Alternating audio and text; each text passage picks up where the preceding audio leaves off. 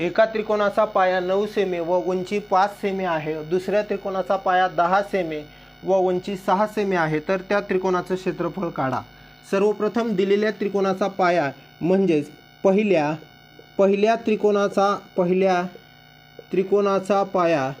त्रिकोणाचा पाया म्हणजेच आपण त्याला बेस असं म्हणतो, त्यामुळे B1 व त्याची उंची जी काही आहे, उंची म्हणजे हाईट, त्याला H1 असं नाव देऊ।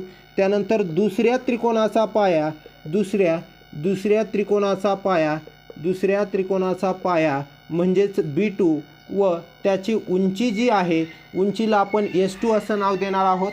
मित्रांनो, दिलेला आहे पहिल्या त्रिकोणाचा पाया B1 = 9 सेमी, त्यानंतर उंची H1 दिलेली आहे 5 सेमी, त्यानंतर B2 त्यांनी दिलेला आहे 10 सेमी आणि H2 त्यांनी दिलेला आहे 6 सेमी।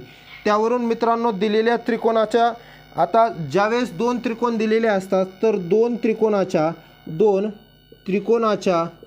त्रिकोणाच्या आता या ठिकाणी लक्ष द्यायचे, दोन त्रिकोणाच्या क्षेत्रफळांचे गुणोत्तर। आता ही प्रॉपर्टीज आहे जी की पाठ ठेवायची आहे। दोन त्रिकोणाच्या क्षेत्रफळांचे गुणोत्तर, आता लक्ष द्या, दोन त्रिकोणाच्या क्षेत्रफळांचे गुणोत्तर हे त्या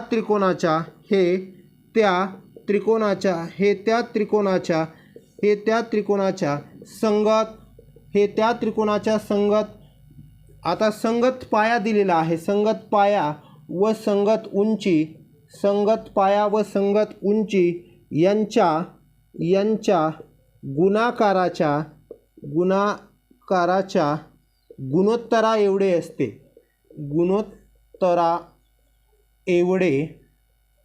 असते। या ठिकाणी मित्रांनो, ही जी प्रॉपर्टीज आहे, ही प्रॉपर्टीज पाठ करायची आहे की दोन त्रिकोणाच्या क्षेत्रफळांचे जे काही गुणोत्तर आहे त्या त्रिकोणाच्या संगत पाया व संगत उंची। आता दोन त्रिकोण आहेत या ठिकाणी, पहिल्या त्रिकोणाचा पाया 9 सेमी, दुसऱ्या त्रिकोणाचा पाया 10 सेमी, पहिल्या त्रिकोणाची उंची 5 सेमी, दुसऱ्या त्रिकोणाची उंची आहे 6 सेमी। या ठिकाणी दिलेल्या अटीनुसार एरिया ऑफ, आता त्रिकोण पहिला म्हणून त्रिकोण 1 बरोबर, आता या ठिकाणी डिवायडेड बाय एरिया ऑफ त्रिकोण काय असेल, सेकंड म्हणजेच दुसरा, बरोबर B1 × H1 म्हणजेच B1 म्हणजे पाया गुणिले उंची, पाया पहिला गुणिले पाया दुसरा, B2 × S2, या ठिकाणी B1 काय आहे 9 × 5 डिवायडेड बाय 10 गुणिले किती 6। आता या ठिकाणी लक्ष द्या, 9 × 5 9 5 45 आणि 10 × 60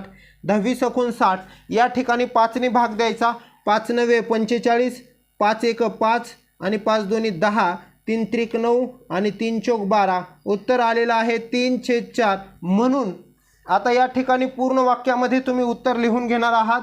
म्हणून त्रिकोणाच्या क्षेत्रफळांचे गुणोत्तर, त्रिकोणाच्या क्षेत्रफळाचे